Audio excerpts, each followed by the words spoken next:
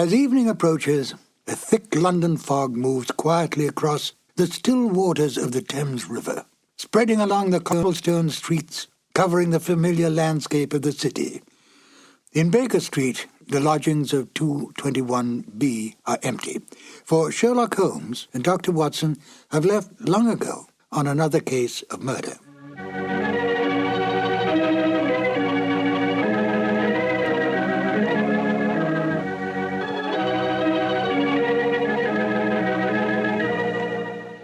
Hello, my name is Ben Wright. Welcome to the new adventures of Sherlock Holmes. The radio play you're about to hear was originally broadcast on the 7th of June, 1945. At that time, the war in Europe was almost over. We were, however, still fighting in the Pacific, and it was essential during the war years that radio do everything in its power to keep up the morale of the people, to make them conscious of the need to give, and give freely, to the war effort that all men could remain free. It was no different for the Sherlock Holmes radio series. Unlike the Sherlock Holmes movies of the time, the radio series was not set during the war, but retained its original time frame of Victorian England. How then to enlist this popular series to bring across a message in wartime? Although Holmes and Watson had long retired, it was possible to involve them in, if not the Second World War, at least the First World War. For they would have been very much alive then. The Victorian era was just about gone when the First Great War broke out. In fact, the war effectively killed it. But thanks to the cleverness of Denis Green and Anthony Boucher, Sherlock Holmes and Dr. Watson could once again come to the aid of their country. The broadcast of In Flanders Fields was made part of a war bond rally in order to raise money to continue the fight against the enemy in the Pacific. I think it's an interesting note that Denis Green and Anthony Boucher met at an earlier and similar war bond rally a few years earlier. It was a stroke of luck, for the two became not only good friends, but wrote some of the best of the new Sherlock Holmes adventures. Oh yes, before we get to the show, do take careful note of Nigel Bruce's final statements at the end of the broadcast. Selling war bonds may be an amusing and quaint idea today, but during those rather dark days, it really was an important issue. And now, Sherlock Holmes and Dr. Watson in the radio drama In Flanders Fields. This episode from the life of Sherlock Holmes will be transmitted to our men and women overseas by short wave and through the worldwide facilities of the Armed Forces Radio Service. From the stage of the Paramount Theater in Hollywood, Petri Wine brings you Basil Rathbone and Nigel Bruce in the new adventures of Sherlock Holmes.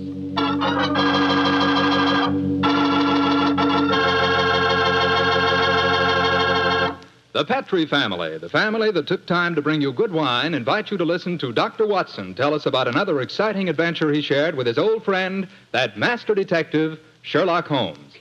You know something? If right now it were possible for me to ask every one of you what you had for dinner this evening, I'll bet a good many of you would say chicken. Chicken is an all-American favorite. But boy, you just haven't tasted chicken till you've tried it together with a glass of well-chilled Petri California Sauterne. Petri Sauterne is a perfect mealtime wine, just made to go with chicken. That Petri Sauterne is a white wine, delicate in color, and what a flavor. A flavor that comes right from the heart of luscious, sun-ripened grapes. You can just taste those wonderful grapes. And I'll tell you something, that Petri Sauterne is pretty much on the terrific side when served with fish or any kind of seafood, too, and that's a fact. But say, whenever you serve that Petri Sauterne, remember you can serve it proudly, because the name Petri is the proudest name in the history of American wines.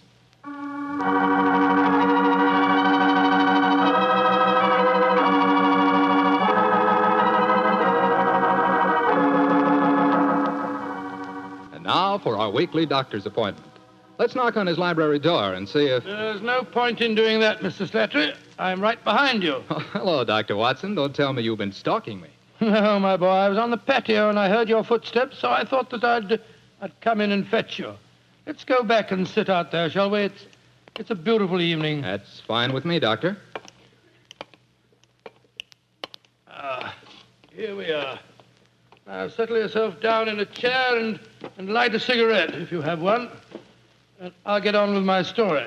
Well, last week you told us it concerned an adventure that you and Sherlock Holmes had in Flanders during the First World War. That's right, Mr. Slattery, did. I thought that you and the great man had retired at that period. We had, my boy, but it was only natural that as soon as the war broke out, we both offered our services in any capacity that might help our country. Of course. And how did tonight's story begin, Doctor? It was in the winter of that first year. Things weren't going very well for the Allies. The Germans were advancing on Paris, and the picture was looking very black. It was just 24 hours before the famous Battle of the Marne began, the battle that changed the early course of the war, when Holmes told me that we had to go up to the front lines on a secret mission. We'd been in Paris for several weeks, where Holmes had just solved the case of the missing aide-de-camp. I was anxious to get back to England and my work in the war hospitals, but of course this new summons was in the nature of a command.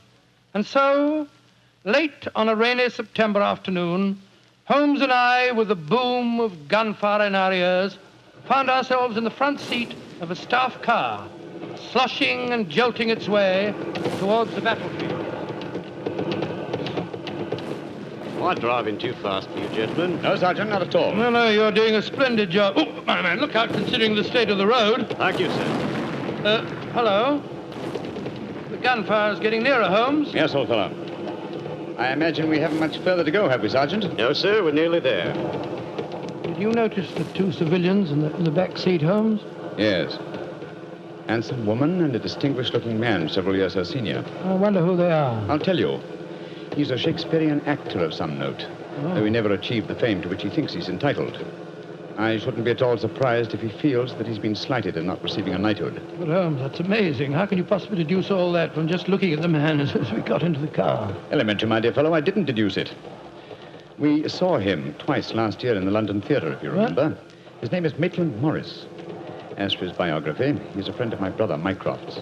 He told me about him. Well, what do you suppose he's doing up here near the front line? His brother is General Sir Stanley Morris, who's in command of this particular front, and it would seem reasonable to presume that his brother has come up here to give a performance for the front-line troops. I suppose this hut is as far as we can drive, Sergeant. I'm afraid so, sir. We're 4 miles from the front line now. You'll have to clear your papers here. See that ruined farmhouse there, sir? Yes, Sergeant. Is that the General's headquarters? Yes, sir. Come on, Watson. Good Lord, it's pelting with rain. Yeah, let's make a dash for it.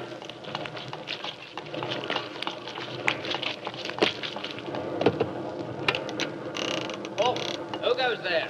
Friend, Give the password. St. Crispin. Pass, friends, and show your papers. How did you know the password, Holmes? I was given it before we left Paris, old chap. Oh, Sherlock Holmes and Dr. Watson, isn't it? Yes, Captain. I'm Captain Maxwell, General Morris's aide-de-camp. He asked me to escort you up to his headquarters. By the way, weren't Maitland Morris and his wife in the car with you? Yes, they're just behind us. Oh, splendid. I'm afraid I'll have to ask to see your papers. Yes, of course. Here's my permit, Captain Maxwell. Thank you. I know you both, of course, but we can't afford to take any chances when they're this close to the enemy lines. Let's see. Oh, yes, that's fine, Doctor. Everything's in order. All right, yours, please, Mr. Holmes. Here you are. Thanks. Oh, who goes there? Friend. There's the rest of your party now. Oh, good. This is quite in order, Mr. Holmes. Show your papers. Oh, there you are, Captain Oh, Maxwell. hello, sir. Hello, Mrs. Morris. How are you, Captain Maxwell? Well, you've both met Mr. Sherlock Holmes and Dr. Watson, I suppose? Well, no, we haven't, even though we drove up in the same car. Natural reserve of us Britishers, I suppose. How are you, Mr. Holmes? How do you do, sir? I know your brother Mycroft very well. How are you, Doctor? I'm glad to meet you, Mr. Morris. I saw you a couple of times in the theatre last year and enjoyed your performances very much. Oh, thank you, sir. Well, then you must know my wife, my leading lady. How do you do, gentlemen? How do you do, pleased to Mr. meet Morris? Can I see your papers, Mr. Morris? Just a matter of form. You understand. Yes, of course. Mrs. Morris, I presume you and your husband are going to give a performance tonight for the men going up the front line. Yes, Doctor. We're very flattered. They've asked us to do some Shakespearean scenes. Oh, yes. Although I should have thought something a little lighter would have been more appropriate. The General, he's Maitland's brother, you know, seemed to think differently. Well, my dear, show Captain Maxwell your papers. Then we can all go along and see my brother Stanley. Very well, Maitland. Mr. Morris, I shall look forward to hearing your reading of Shakespeare's St. Crispin's speech from Henry V tonight. Well, bless my soul, Holmes. How did you know I was planning to do it? Well, the setting is so perfect and the time so appropriate, I can't conceive an English actor who could resist the temptation. Oh. I noticed that your brother appreciated the fact in naming today's password. Yes, it's amazingly appropriate. You know, it's almost 500 years ago to the day that the Battle of Agincourt took place. Well, let's hope that the results of the forthcoming battle will be equally successful for England. Yes, indeed. Oh, by the way, Holmes, this will probably seem rather silly to you, but I'm an inveterate autograph collector, and I have my book here with me. I wonder if you'd mind signing I it should for be very glad to, Mr. Morris. Give me a pen, will you, Watson? Here we are, Holmes. You'll find yourself among quite distinguished company in that book, sir. So I see. Adelina Patti, Crown Prince of Norway. Hello. Field Marshal von Tauchnitz. Oh, yes, he was one of my admirers when I played in Munich before the war. I suppose now that our countries are fighting, I should tear that page out. You know, I cannot help but feel that art and the appreciation of art are independent of national hatred. Quite so, sir. I myself still have a medal presented to me by the University of Leipzig for some trifling services. There you are, Mr. Morris. Oh, thank you very much, Mr. Holmes. A notable addition to my collection. I shall be very glad to sign your book for you, Mr. Morris, if you'd like me to. That's very kind of you, Doctor. Oh, Captain Maxwell, if our permits are all in order, don't you think we should be moving along? Just what I was going to suggest myself. I'll take you all straight over to General Morris's headquarters.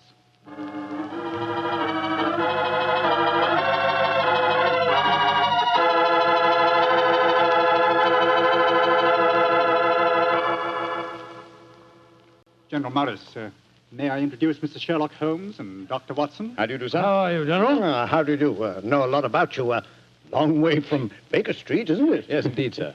Where's that brother of mine? Ah, there you are, Maitland. Cynthia, how nice to see you both. Oh, it's good to see you again, Stanley. Hello there, Stanley. The men will be glad you arrived. They're looking forward to your show tonight. We're very flattered that they want to hear us do some Shakespeare. Oh, rubbish, old boy. With you and Cynthia up there on the platform, you could read the telephone book and they'd love you. Oh, very kind. By the way, you'll find the stage very primitive, just a few trestles and a large tent and a curtain made of army blankets. And your dressing room will be even worse. Oh, don't worry about our comfort, Stanley. As long as we cheer the boys up, that's the important thing. Yes, of course. By the way, what program do you have mapped out for us? Well, I thought we'd have two shows. The tent's not large enough to hold everybody at once. Anyway, we have to keep up an alert all the time. Think you can manage two separate shows? Oh, of course I can, Stanley. I may look old, but I don't feel it. You don't even look at you, scoundrel. Thank you. Perhaps we could take a look at the stage and equipment, eh? Oh, certainly. Captain Maxwell, take them over to the tent and show them what the facilities are, will you? Right, sir. Will you follow me? Oh, yes, of course. See you later, Stanley. Come along, my dear. All right.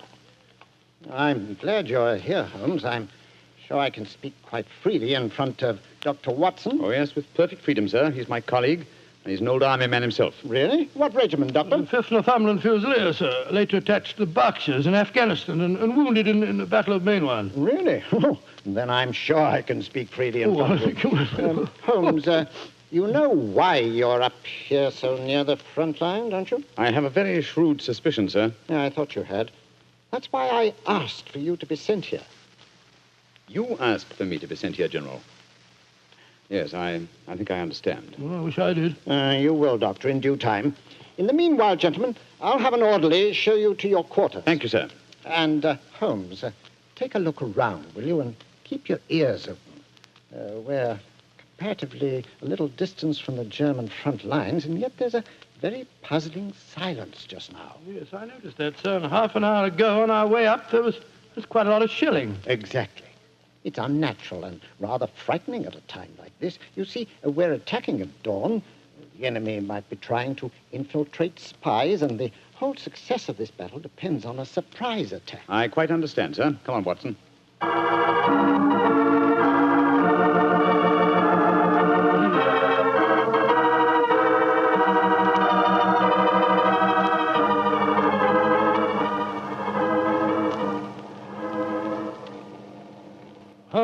Holmes, the first performance starts in a few minutes, you know. They're all there waiting. Why are we tramping about out here in the mud and the rain? I thought a pipe or two in the open air would clear our brains. Yes, a pipe in the open air is one thing, but a pipe in a downpour of rain's another. Was it raining? Oh, didn't even notice it. I was listening to the silence. What do you mean? Thousands upon thousands of Germans. Armed Germans. Full of a blind fanatical hatred and desire to kill. are crouched in trenches only a mile or two from here.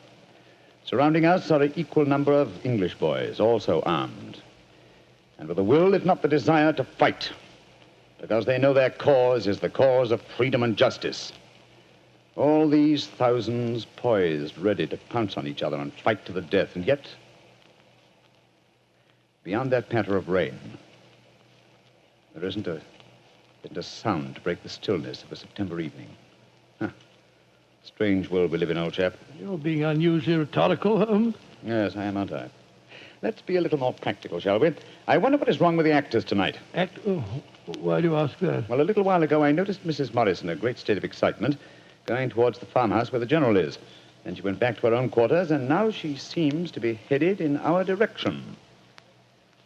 Is anything wrong, Mrs. Morris? It's Maitland. What's wrong with him, madam? He's disappeared. Disappeared? What's happened?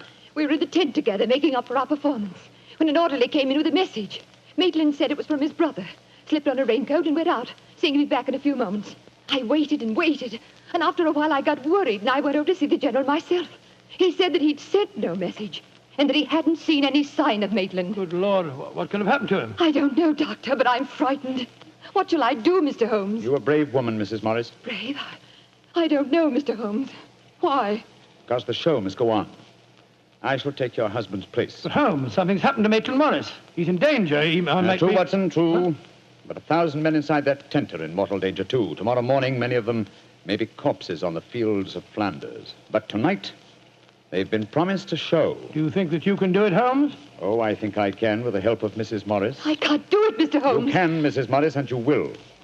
If only to uphold that great tradition of the theater, that the show must go on.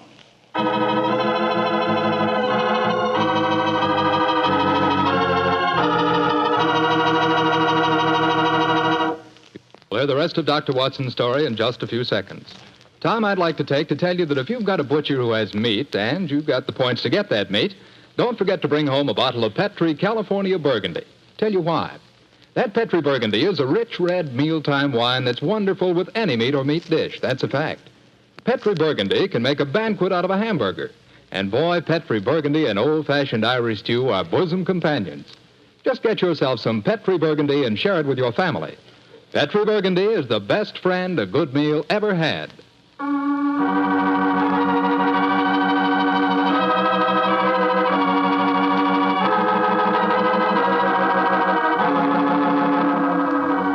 And now, back to tonight's new Sherlock Holmes adventure. It is just before the Battle of the Marne in the First World War, and Sherlock Holmes and Dr. Watson are at headquarters a few miles behind the front-line trenches. A famous Shakespearean actor who was to give a performance for the troops has mysteriously disappeared, and the great detective has taken his place at the last minute. As we rejoin our story, Sherlock Holmes, alone on the improvised stage, is delivering a Shakespearean speech before a spellbound audience. This happy breed of men, this little world, this precious stone set in a silver sea, which serves it in the office of a wall or as a moat defensive to a house against the envy of less happier lands. This blessed plot, this earth, this realm, this England.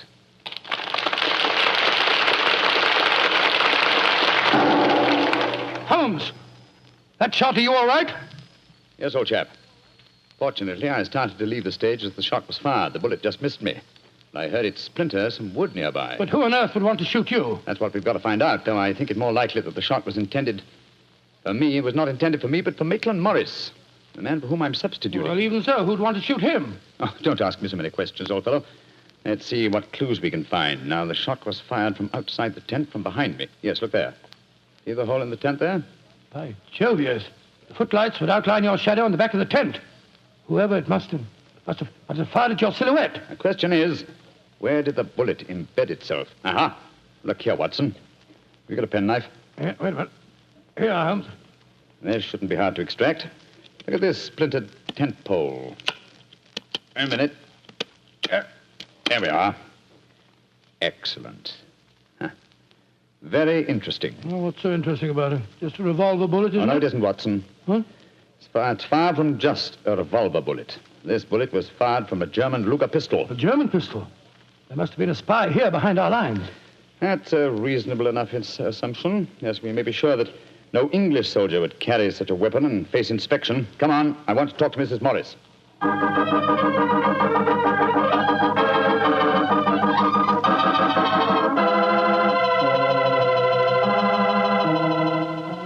Mrs. Morris, I want you to be very frank with me. But of course, Mr. Holmes. You know why your husband's missing, don't you? No, I don't.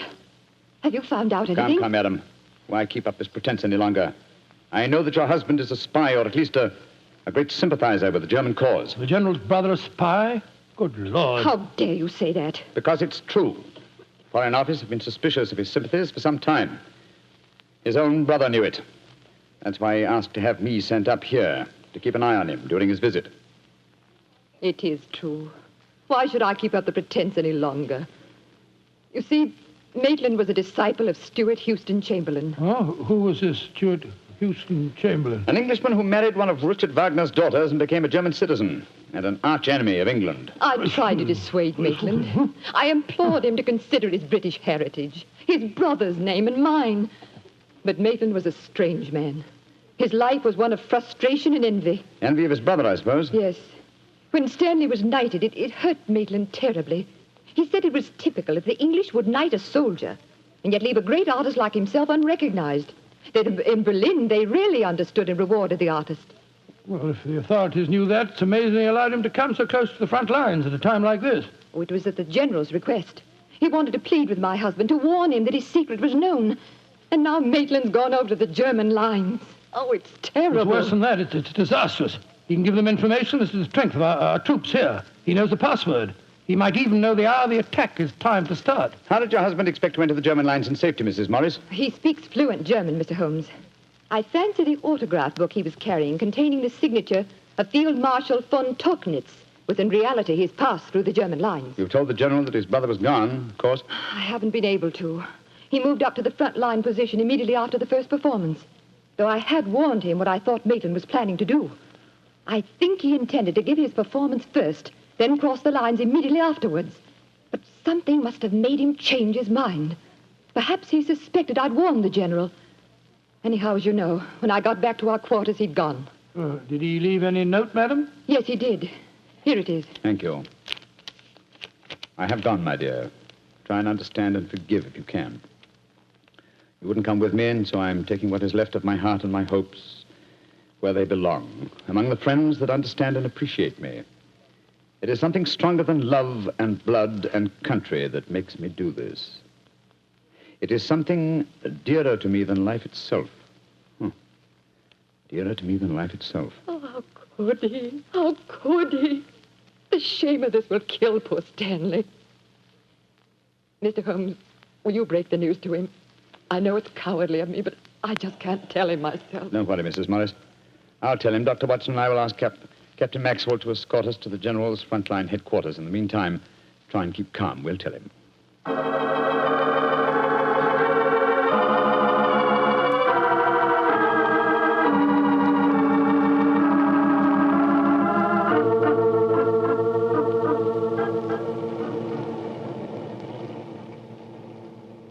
If you will wait in the dugout, Mr. Holmes, I'll tell the General that you're here. Thank you, and be sure to let him know the urgency of the matter. Yes, sir. Holmes, this is a dreadful business. Yes, it is, Watson. Though if my plans work out correctly, I think the success of tomorrow's battle may not be imperiled. What plan? Listen. You know, Holmes, a strange silence from the German line since we came here might be accounted for by the fact that they knew Maitland was making his getaway. They wouldn't want to risk wounding such a valuable spy. Quite possibly. What I still don't understand is who shot at you with a German pistol and why. You're being very dense, old fellow. Surely it's obvious that... Here comes General Morris now. Poor devil. This is going to be a dreadful shock to him. Hello, Holmes. Dr. Watson? General Morris, I'm afraid that I've bad news for you. Your brother has gone over to the German lines. Maitland did go there. I should have put him under an armed guard as soon as he came here, but I thought I could reason with him, appeal to his sense of honor. Instead of which you tried to shoot him, sir, but fortunately for me, you missed. You see, I took his place at the first performance. But that shot was fired from a German pistol. True. That was when I first knew the general had fired the shot. But I still don't see how you could now. Only a high-ranking officer, not subject to inspection, could carry a non-regulation firearm. You're an old army man. You should know that. In any case, you'll observe that the general carries a Luger at his waist. Great heavens, Holmes. I thought I was firing at Maitland. I had no idea that it was you. You intended to kill your own brother, sir? Yes, and I'm sorry I failed. I'd rather see my brother dead than alive and a traitor to his country. But now he's safely in the German lines. Heaven knows what secrets he may be imparting. One thing we can be certain. Our chance of a surprise attack in the morning is gone. Possibly not, sir. Oh, what do you mean, Holmes? You see, I took the liberty of altering your brother's credentials quite extensively. How, Holmes? I knew of his German sympathies. Mycroft had given me a great deal of information about him, and so I took it on myself to decide that it was unsafe to allow him so near the enemy lines with his own identification on him. Well, what did you do, Holmes? I took the liberty, sir, of stealing his autograph book, the one containing the magical signature of Field Marshal von Tauchnitz. I have it in my pocket now. I think we shall find within its pages a code concealed in the various autographs, giving valuable information to the enemy. Good Lord. I also switched military permits on him. I felt that in the event that he did go over to the German lines, his welcome might be less cordial if they were under the impression that they'd captured Sherlock Holmes. To make that identification doubly sure, I also slipped in his pocket a slight souvenir of my own. By Joe, Holmes, you mean that medal that was presented to you by the University of Leipzig? Exactly, old fellow. I no longer wish to own a decoration given me by a country of barbarians, and it seemed a rather neat and effective way of returning it to them. So the Germans will think they've captured Sherlock Holmes? Yes, sir, and unless I'm much mistaken, he'll receive very short shrift at their hands. Yes, they hate you. There's your answer, sir. I'm sorry. Well, don't be sorry, Holmes. It's better that way. Now his secret can die with him. Excuse me, sir. Yes, Maxwell, what is it? Would it be in order for me to return to headquarters now, sir? It's very nearly time for the second performance, and I've still been unable to trace the whereabouts of your brother. Well, my brother will not be acting tonight, I'm afraid. Holmes, I wonder if I might ask you to take his place once again. If you want me to, General. I do. Maitland had planned to do the St. Crispin speech from Henry V. He knew how much I loved him. I realize that, sir. When I was told the password up here. Well, can you remember the speech, Holmes? Oh, I think so. At any rate, I can try. Then do it for me, my dear fellow, will you? For me. I'll be very proud to do it, General. Goodbye and good luck. Thank you, Holmes. Captain Maxwell, take them back to headquarters, will you? The men will be waiting for the performance.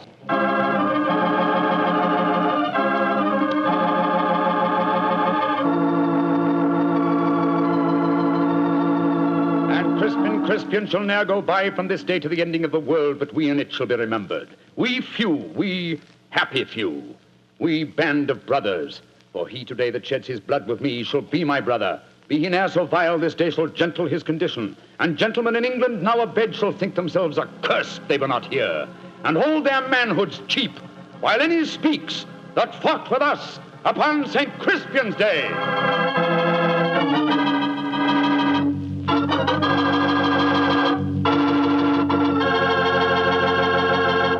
Well, Doctor, that was a bit of an exciting adventure you You know, I can still remember that awful feeling I had when I heard the shot in the tent and realized someone had tried to kill Holmes. He did have a narrow escape, didn't he? Well, Holmes always said there was no such thing as a narrow escape. He said you either escaped or you didn't. If you did, well, why worry? And if you didn't, you couldn't worry. So what? Quite a philosophy. I'd like to discuss it with you further. Over a bottle of wine? How else? What kind of wine? Naturally. Naturally. You couldn't ask for a more delicious wine than Petri. That's because the Petri family knows how to make good wine. They ought to. They've been making fine wine ever since they started the Petri business way back in the 1800s.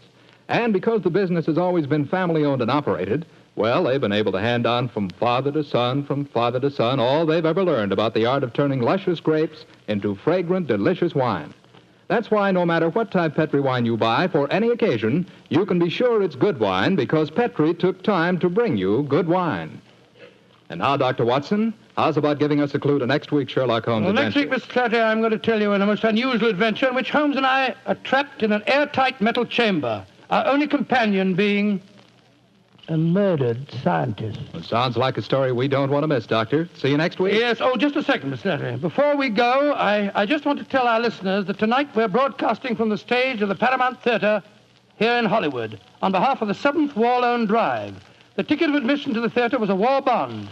I'm mentioning this to remind you, our friends, that you have an important part to play in making the 7th war loan a success. Buy more and buy bigger bonds than ever before. They're needed to pay for new super forts, new jet-propelled fighters, newer and bigger weapons to lick Japan. Remember, in spite of the magnificent achievements of our forces in the Pacific, the Japanese war has just begun. So let's go all out for the mighty 7th war loan.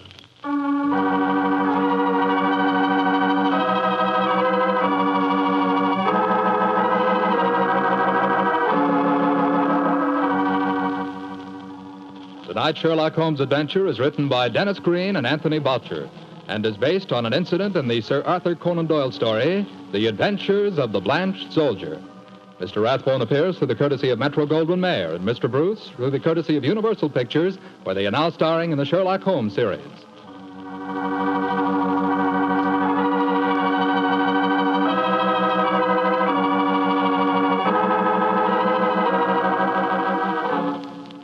The Petri Wine Company of San Francisco, California, invites you to tune in again next week, same time, same station. Oh, the Petri family took the time to bring you such good wine. So when you eat and when you cook, remember Petri wine. To make good food taste better, remember... Petri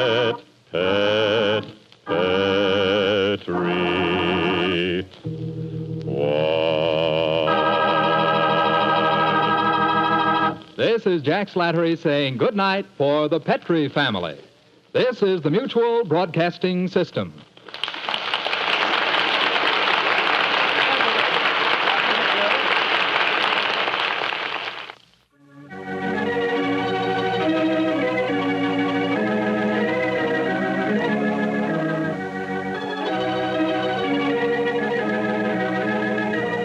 It was only a short time later that calls for the sale of war bonds would come to a complete halt. The reason? The dropping of the A-bomb on Japan. Not only did this bring the Second World War to an abrupt end, but it changed the entire life and rhythm of the world. I often feel that life might be richer if we could have grown into this atomic age at a slower pace.